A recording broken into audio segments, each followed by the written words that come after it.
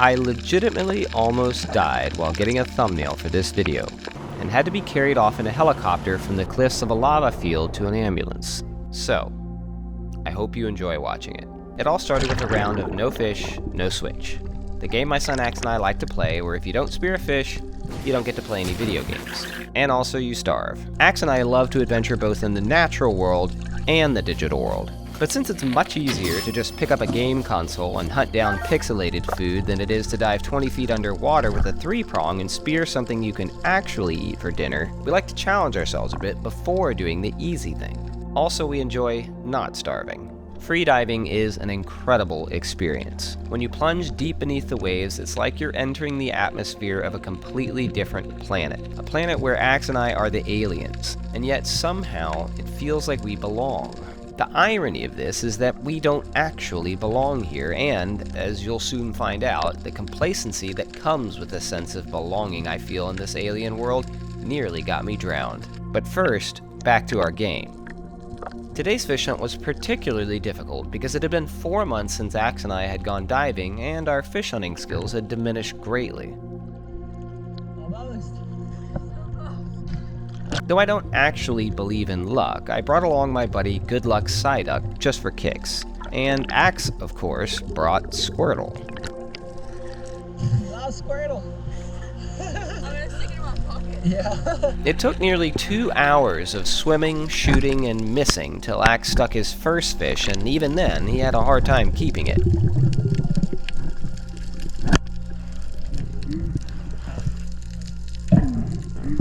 Oh, that's great, man. One small colley was better than the nothing that I'd gotten so far. I spent a good deal of time chilling on the bottom of the ocean and searching in small caves for the right shot, but I always came up empty. What's up? I haven't gotten to anything. I have to go back soon. Alright, let's start heading back. My legs are like... Yeah. So as you just saw, Axe is doing what he's supposed to be doing while you're diving. He's listening to his body. I was a bit tired too, but I hadn't gotten my fish yet. So, while he got out and had some well-earned switch time, I kept hunting. I was in the water for about another hour until I finally cornered a nice surgeonfish in its hiding spot and stuck it. But there was one big problem here. Oh no! It wasn't recording! No! Oh boy. Yep, I didn't get it on camera. And then this happened. Well, look what I got. I got me a big one. Ow! Oh god! Oh, my leg! My legs started cramping up pretty bad right there, a foreboding sign of the near-death experience that was about to take place, and a sign that I deeply regret not paying closer attention to. But not getting me spearing that fish on camera really bothered me, and though I don't typically do things like this, I decided to try to recreate the shot for viewers like you. This involved diving down 20 feet a few more times and holding my breath for several more minutes, further adding to the exhaustion my body was already experiencing. When it was all said and done, however, the shot looked pretty realistic and matched what had actually happened almost perfectly. Woo! Oh man, that's a beautiful fish. Wow! Look at that. Yeah, it's a sturgeonfish. A surgeonfish, I mean. You almost get him in Pachi? Yeah, I'm gonna try to get one now. I get to play Switch! Haha! And I don't starve! Woohoo! So there you heard it, from my own mouth. I got my fish. A decent-sized species that I'd never speared before. Now I could enjoy playing some Switch with Axe and eat a delicious fish dinner. But no. No, that wasn't enough for me. Now I needed to go the proverbial extra mile and try to spear my first Minpachi in this underwater cave. Minpachi are mostly nocturnal fish with large bulging eyes, and during the day they hang out in caves like this one. Caves are particularly dangerous for divers because if something goes wrong under here, the chances that I'll make it back to the surface are greatly diminished.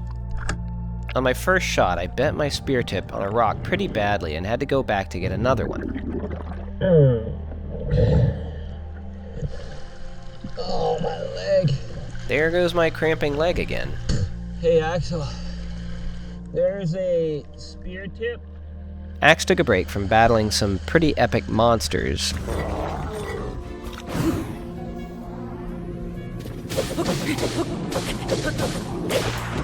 and handed me another tip.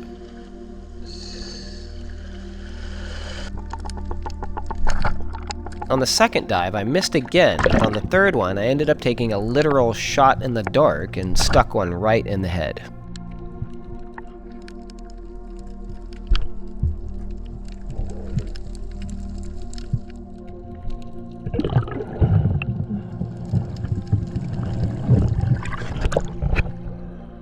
Woo!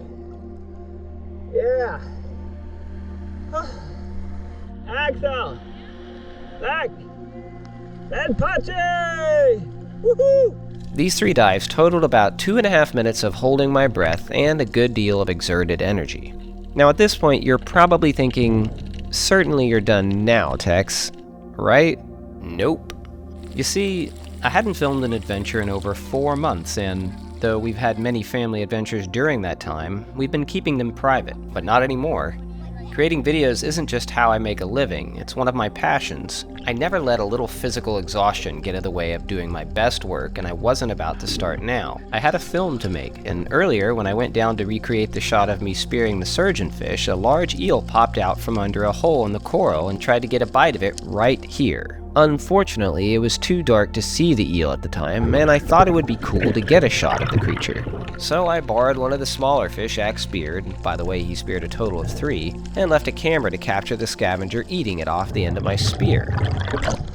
I did this twice, just to be sure I got the right shot. An octopus ended up stealing the camera you see here. I'll explain more about that later in this tale, but it would have looked something like this shot I filmed a few months earlier at a different reef.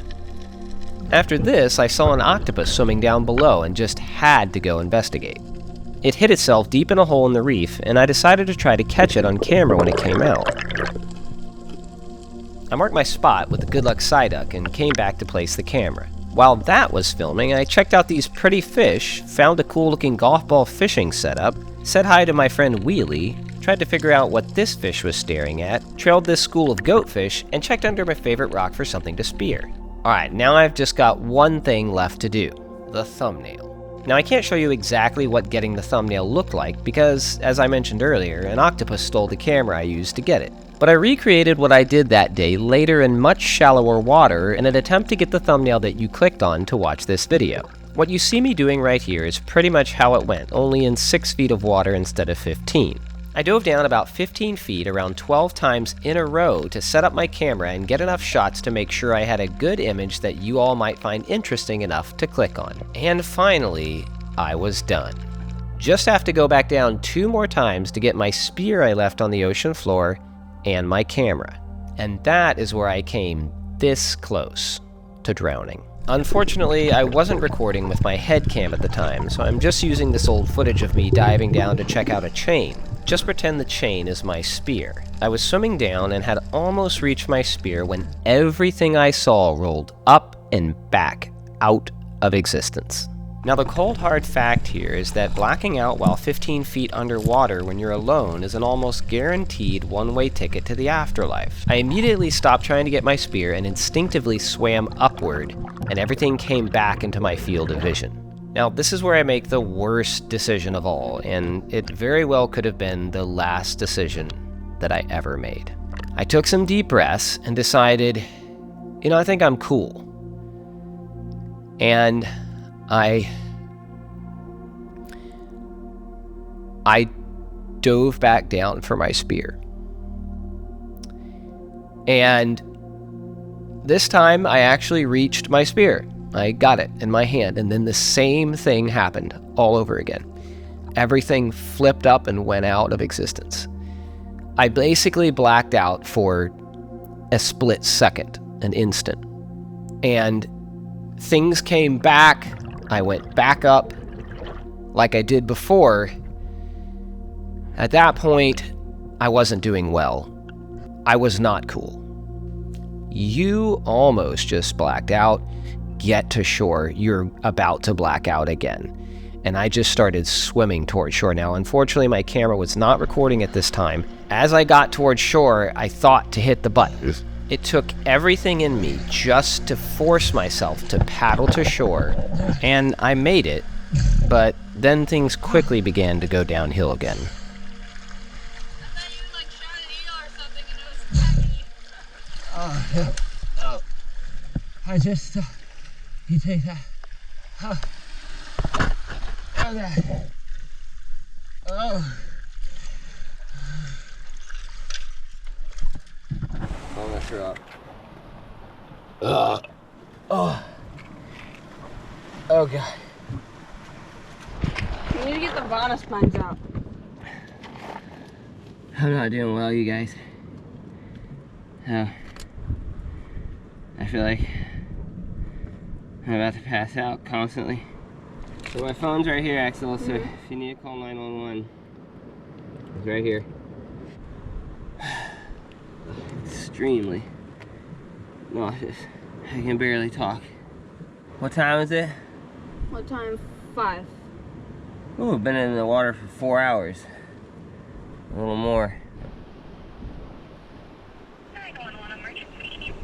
Is this Maui? Maui, Hawaii? Negative. No, this is in Redmond, Washington. So you got the big island, but not Maui. I didn't call it. I called. Okay. Oh. So, ambulance. Helicopter. Helicopter? Helicopter's on its way. I'm not doing good. I just threw all that up. I'm numb all over. I can't breathe. Everything went black and stayed that way. My whole body went numb. I thought I was gone. Everything's spinning. It's not getting better. I hear ringing in my ears. Maui. Okay, perfect. Everything's going numb again. My whole body is vibrating. 911. This is Maui. How can I help you? Is your name Axel? Yes, my son. Oh, Patrick, we're coming. It's really far, yeah. So we also got the helicopter gonna be en route. How is it going, Patrick? I just, everything keeps going black and my whole body is vibrating and I can't breathe. What I want you to do is I want you to give the phone to your son because if anything happens to you, I want him to call us back, yeah? Hello? Okay, Sarah. Yes? Okay, I'm not doing good. So before I show you what happens next, I want to give you a bit of context as to what is actually going on in my physical body, my mind, and my heart. I was losing consciousness and everything was going black. I've lost consciousness before. I've been put to sleep a number of times, and I know what that feeling's like, where you're losing grip on reality and everything's fading away and then it goes. When that was happening, I was told I'm getting a drug in my body, I'm going to go to sleep. Everyone say, hey, you should be feeling it. They talk you through it. But when you're out in the middle of nowhere, almost, everything starts fading away and you're losing consciousness. I'm thinking, I've got to call my best friend. And tell her I'm sorry. Because I can generally handle pain. I've shot a nail gun right through my finger bone once, right through the middle of it. Just nailed myself to a fence. And I just cut the board off and got to Sonic and got a burger and then went to the hospital. I've gotten acid injected in my eyes. I know what real pain feels like. I do have an issue with people popping pimples on my face. I can't handle that. The reality that I just made some bad decisions that might rob my children of their father, and that could rob my best friend of their best friend. That was too much for me. And so that turned this man into a broken little boy. Anyways, with that context in mind, I'm going to share the rest of this with you. I'm sorry, I don't want to freak you out, but... Is Axel hurt really bad? He's okay. It's me. Breathe. Slow everything down. I can't stand up. Okay, are you laying down? Yeah. Okay. Is it just, are you feeling like you're blacking out? Yeah, I know. The fact that I'm crying is, I think, a good thing. I think it's a sign that I feel I have some grip on reality. And the reality setting in that I almost just died very... Yes. Because I was in the water alone when it happened. Oh, sweetheart. I'm crying for you guys. Oh. Oh, baby. I'm so sorry, Sarah. Oh, baby, sweetheart, please. Oh, God, I should know what to do, how to deal with this. Baby, don't think about any of that right now, okay? Just breathe. I hear a helicopter's here. Helicopter? Oh, God. Breathe, it's okay, Oh, I'm about to pass out. baby. Oh, my baby. feet are going completely numb. Oh, my feet. Ow. Okay, baby. Ow. Patrick, don't tell Axel to get stuck. Just calm your body down, okay?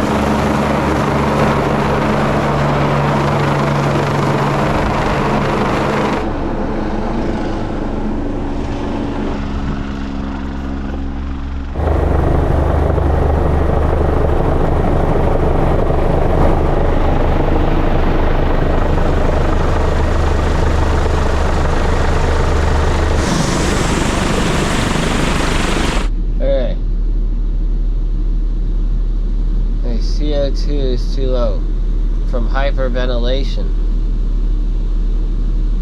so I just have to breathe slowly, very slowly.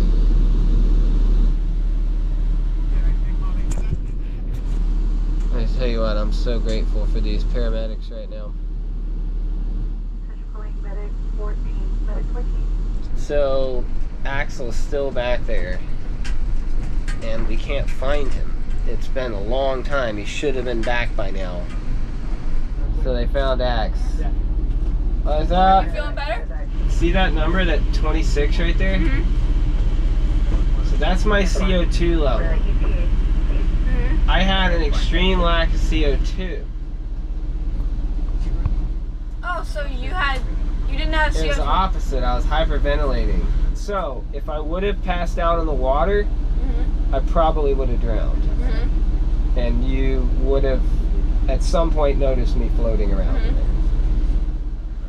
If I would have passed out when you were right there, they told me that I would have just stopped breathing for a while, which would have freaked you out. But then I would have all of a sudden just started breathing again, because my CO2 levels would have been... So you had too much oxygen? Too much CO2, not enough CO2. That's why your CO2 was 11 when you first got here. So what happened is I overexerted myself. I was breathing too much and using too much energy and blowing off too much CO2. And when you do that, you constrict the blood vessels running to your brain, and eventually you just pass out and stop breathing for a couple minutes until your CO2 levels return to normal. So after monitoring me for a while, the medics let me go. I couldn't really stand for a few hours without feeling like I was gonna fall over, but eventually I felt strong enough to make the hike back to the scene of the crime to get my wallet before some hikers stole it in the morning. Oh my gosh. Where's that compared to my finger? That thing would ruin your night. That thing is a monster. So one of those bit Axe on the eye once while he was sleeping. I'm lucky it didn't go in the eye. And you're lucky it was like probably about a 6 that size. There's that pineapple throw up. At least those ants are enjoying it. So reliving this here is only slightly traumatizing. There's the buoy.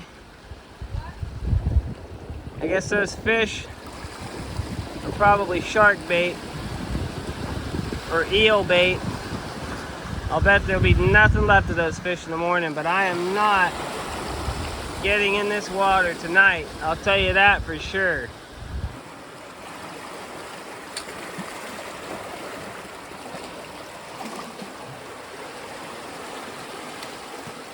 Keep seeing these squirrelfish. You're trying to catch some dinner still? Axe didn't eat all day, and neither did I. We had breakfast, that's it. Other than a little bit of pineapple that I threw up. So Axe is very upset that we can't eat those fish, and I am too, man. Come on out, fishy. Oh. So our family has always been inspired by Axe's absolute, almost insane passion and determination for harvesting and hunting even the smallest of meals from the wild. It is so incredible. Yeah, got one. You got one? Yeah. This crab is huge. Ow, ow. You got a It's crab. still alive, so be careful. Oh, Hold it tight. shoot. Grab it. Be careful. Look at how big this crab Oh, yes, is. it's massive. You got a crab Ow, and... it's pinching me. Ow, ow, with his leg. Hey, buddy.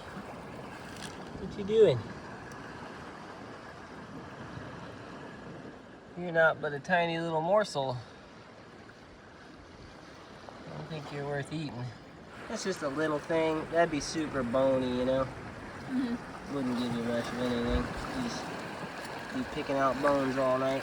See if I see a Oh. crab. Oh, it tried to eat it. Wow, that was cool. Man, these things are fearless.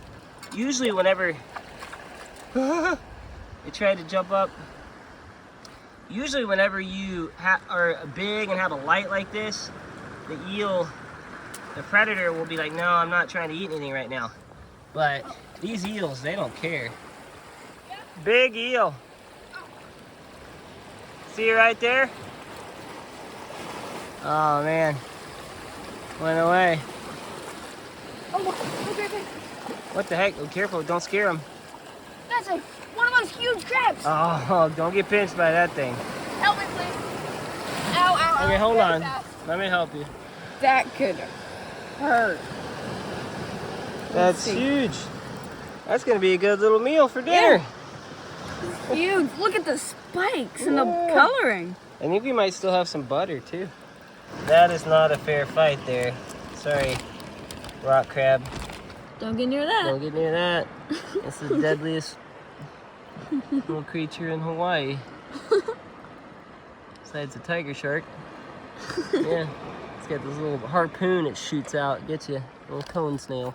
So I just remembered where my wallet is. It's in the spearfishing bag that you got that you didn't need to get. So you knew you got it for a reason. So it was in the van the whole time, darn it. Well, it's good we came here because otherwise we wouldn't have got crabby here. For sure, that's gonna be good That eating. is huge. I'll eat that tonight. It completely crushed its legs, see? Ready?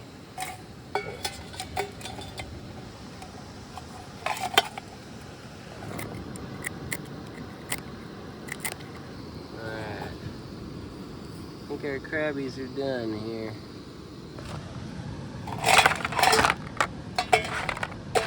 Hard. Oh, shoot. Oh, look at that meat, man. Oh. Wow. Amazing. It's like sweet. I'm being kind of cautious because I'm still kind of nauseous from all that. But I'm still being cautious because I am very nauseous. A lot of meat.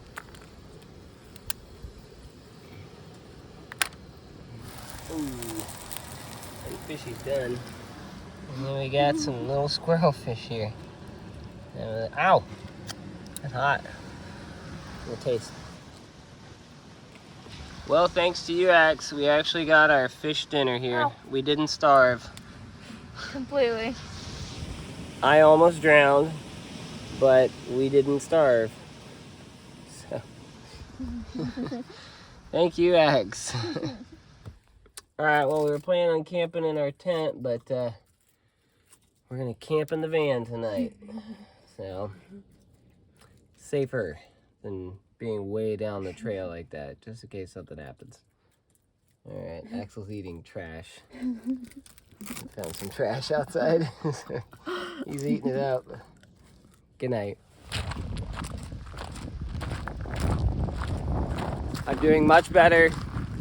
I'm feeling nauseous though, but ate some food and that seems to be subsiding a bit. Let's go get that camera.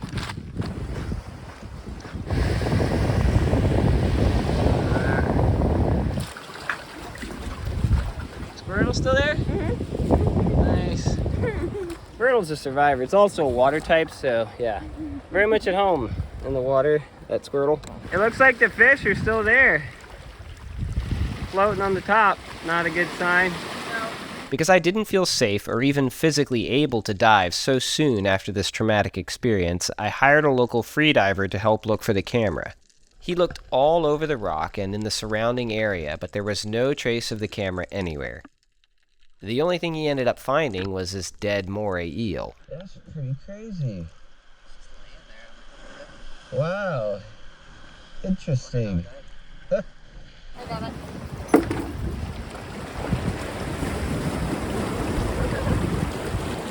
Well, we tried to get the camera. But I don't know what we're gonna do. Maybe an octopus stole it, yeah.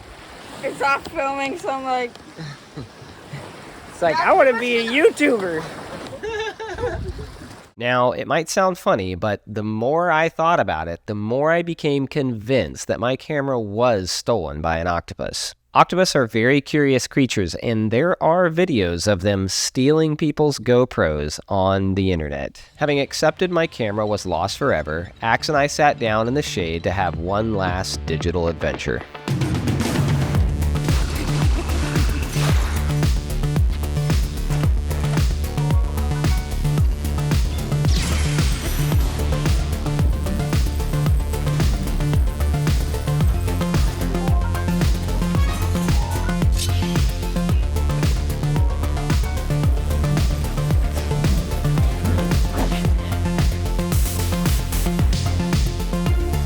After that, we hopped on a plane from Maui back home to the rest of our family on Oahu, and I headed to the local fish market to get a mempachi for my thumbnail. They were fresh out of mempachi, so I grabbed the closest looking bug-eyed fish they had. The whole family went with me to a local beach with a calm and shallow reef so I could safely get the thumbnail that had previously almost killed me. Again, creating videos isn't just how Trinity and I provide for our family, it's also our passion and our art. But none of those things are worth dying for unnecessarily. I've got too much to live for in this world right now. I did it. I got the thumbnail. And I didn't die. That's good. Oh boy. That's ginormous. It's pretty big. You wanna eat it? Yeah. We're gonna eat it. Yeah, today. Right now? We're about to grill it up. Wait, We're we gonna have cook it. lemons. Yeah. We have lemons. We have lemons? Yeah. Wait, and cilantro. Uh-huh. I don't really want to eat the eye because how huge it is. Yeah, it is bigger than your eye. I need a bit more than this, actually. Right? No, it's plenty. Yeah.